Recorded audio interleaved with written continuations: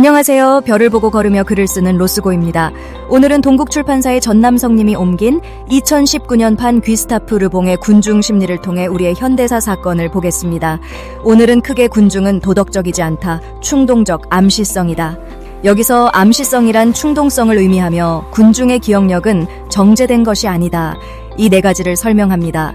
결론을 먼저 말하면 우리는 개인들의 기억을 믿고 어떤 사건에 함부로 개입하면 안 된다입니다. 이를 통해 여러분의 투자 생활에 도움이 되길 기원합니다. 군중은 도덕적이지 않다 파업을 한다는 것은 개인적 동기에 의해서가 아니다. 노동조합 등의 자신이 속한 조직의 명령에 복종하는 경우가 많다. 이러한 집단 행동을 하는 경우는 오히려 더 도덕적이 되는 경우도 많기에 자신을 내세우지 않게 되는 것이다. 즉 평소 도둑질을 하던 이가 시위 현장의 물건을 훔쳐가지 않는 경우이다. 특히 군중에게는 통계가 군중들 개개인의 행동에 영향을 미치지 않는다고 한다. 과거 세월호 사건이 발생한 것을 보자. 이때 사망자 수는 총 261명이다. 문재인 정부 당시에는 2,587건의 백신 접종 후 사망자가 나왔다. 이태원 사망자는 159명이 나왔다. 이러한 통계는 시민들을 움직이지 못한다고 한다. 오히려 응축된 서사적 스토리가 나와야 대중들에게 영향을 미친다고 한다. 왜일까? 만일 집단으로 사망한 사진 한 장이면 오히려 대중들은 더 분노를 하고 시위를 하며 백신을 거부했을 것이다. 강력하고 응축된 인상이 주요한 것이 된다. 이 책에서는 군중은 명백히 정의된 그들의 이해관계에 관해 생각하고 그들의 힘을 의식하게 되는 것은 단결에 의해서라고 한다. 일종의 군중들 간의 신디케이트를 형성하고 있기 때문에 당국도 그들에게 굴복하게 된다고 한다. 이러한 연대의식으로 노조가 정당에 진출해 의회로 나아가서 노조를 대변해주는 대변자로 전락하기도 한다고 한다. 군중의 심리를 정확히 알아야 지배적 위치를 차지한다고 한다. 이를 위해 논리적인 법률보다는 깊은 인상을 통해 군중을 이끌어갈 수 있다. 바로 직시할 수 있는 직접세보다 눈에 보이지 않는 간접세가 도입된 이유이다. 군중이 눈치채지 못하기 때문, 즉 통찰력이 부족하기 때문이라는 것이다. 이런 행위가 나타나는 것은 우리가 의식하고 행위를 했다고 해도 실은 유전의 영향을 받은 심리의 무의식적 저변의 소산이라 한다. 이것이 중첩된 게 민족의 성향을 결정한다는 것이다. 그러나 우리 인류의 세대는 위로 직계조상이 약 300명 정도에 불과하다고 한다. 이 약 300명 정도의 경험치로 우리는 민족을 결정하게 되는 것이다. 과거 외라는 부족국가, 지금의 일본 민족의 기원인데 그 외는 부여가 살았던 한반도 북쪽 지역 전반에 걸쳐 살았다고 하는 게놈 분석을 통한 김종현과 후즈키 미즈노 교수팀의 연구가 있다. 그들이 여타한 이유로 지금의 일본으로 이주해 갔다고 한다. 그렇다면 우리 내부에도 그 외 부족의 영향을 받은 성향이 있을 것이다. 우리 조상의 위로 150명 또는 200명쯤 올라가면 충분히 일본의 성향이 나타나게 될 수도 있고 이어지고 있을 수 있다는 의미이다. 그런데 우리는 한민족이라는 결정체를 믿고 산다. 두 번째로 충동성이다. 군중이 익명성으로 무책임하게 되며 또 행동 등은 감염성을 갖게 되고요. 개인으로 있을 때와 완전 다른 특성이 나타나는 피암시성 효과라는 게 나타난다고 한다. 이번 동덕여대 사건을 보면 여학생들이 학교 설립자의 흉상을 부수고 라카치를 하고 하는 행위들을 한 것도 각자 개인들이 고립된 상황에서 한 것이 아니고 더군다나 총학생회 측도 시위 도중 누가 지시를 했는 지도 확인 안 된 상황에서 일어난 일들이다 라고 주장한다. 이렇듯 조직화된 군중에 참여한 것만으로 인간이 문명의 몇 단계로 내려와 버린 상태가 된다. 군중은 충동의 노예임의 표본이 동덕여대 사태라 할 수 있다. 그 책임을 학교 측이 법적으로 대응하겠다고 하자 순간 학생회 조직이 지시한 적이 없어서 모르겠다고 하니 다수의 학생들이 개인으로 고립되게 되었고 그 책임을 개인이 각자 지게 하는 민사소송이 진행될 것이라 하자 모래알같이 흩어지려 하고 있다. 학생들이 몰랐던 것은 그런 영웅주의가 역사의 위대함으로 남는 자들은 극소수였다는 점이다. 세 번째로 암시성이다. 이 학생들이 왜 그런 폭력적인 행위를 했을까?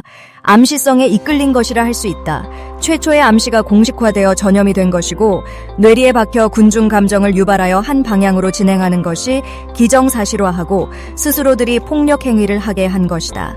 학생들은 여대를 남녀공학대학으로 바꿀까라고 생각만 한 학교에 대해 자신들의 여대를 고집하는 것이 도덕적인 것이냐 주장해왔다.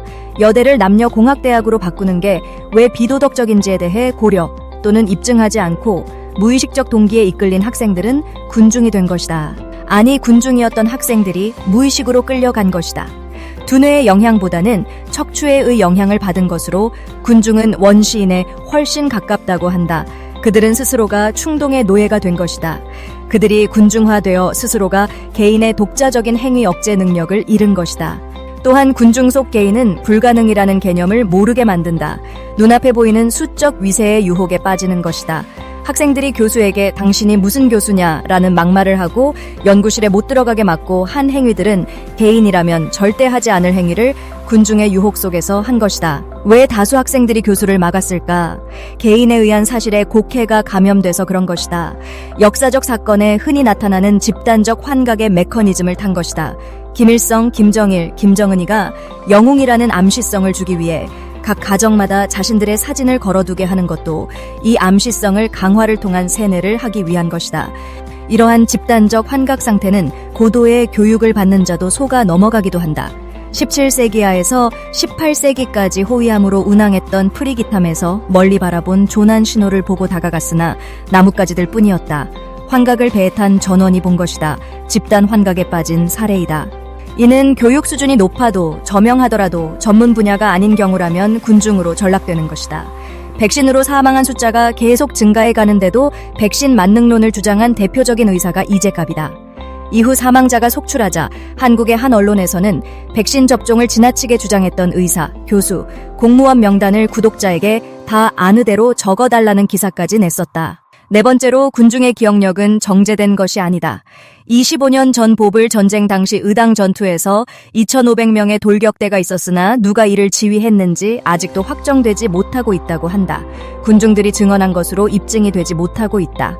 5.18 광주 사태의 사례에서 많은 이들이 수십 년이 지난 후 여러 증언들을 쏟아내고 있다. 양심 선언을 한 군인들도 있다.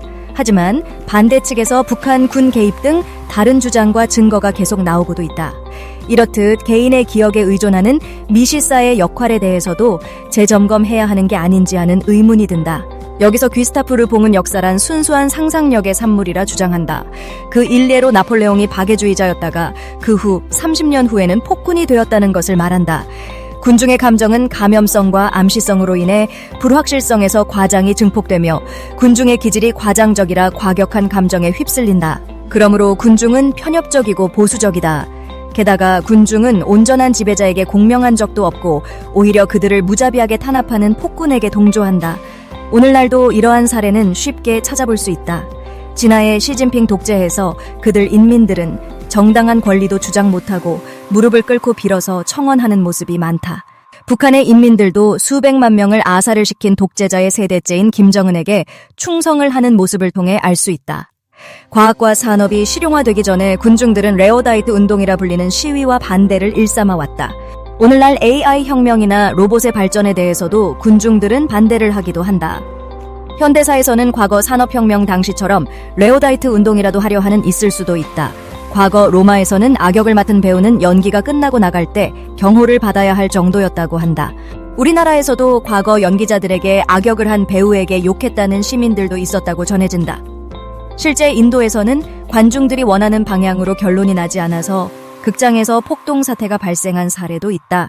종교 지도자이자 배우인 구루람 라힘 싱의 성폭행 유죄 판결 후 그의 지지자들이 폭동을 일으켰고 이 과정에서 극장들이 공격받고 약탈당했다. 결론적으로 위 사례들을 통해 우리는 좀 더 논리적으로 사고를 할 체계를 만들고 어떤 사건의 원인을 스스로 찾을 수 있는 과학적 방법을 세워 사태를 이해하도록 노력하여야 한다 봅니다. 이러한 투자를 함에 있어서도 체계적 사고의 절차를 통해 우리의 투자에도 적용하여야 한다고 생각합니다. 이상 로스고였습니다. 감사합니다.